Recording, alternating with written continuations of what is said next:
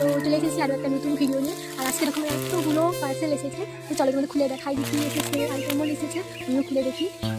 তো প্রথমে এটা খুলে দেখি। চলো, পার্সেল এলে আমার মনটা একবারে ছটফট করে, কখন খুলে দেখবো।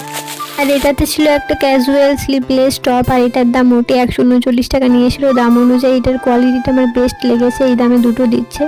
আর এর পরের প্যাকেটটা আমি আগেই খুলে দেখে নিয়েছিলাম, কারণ এটা আমার দুদিন আগে ডেলিভারি দিয়ে দিয়েছিল।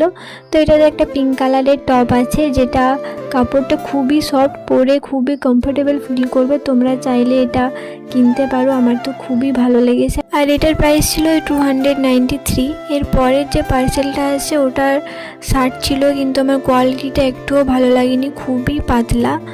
তারপরে এই জিন্সটা ছিল, আর এটার দাম 591 টাকার মতো তো নিয়েছিল। তোমাদের যদি লিঙ্ক লাগে তো আমাকে কমেন্টে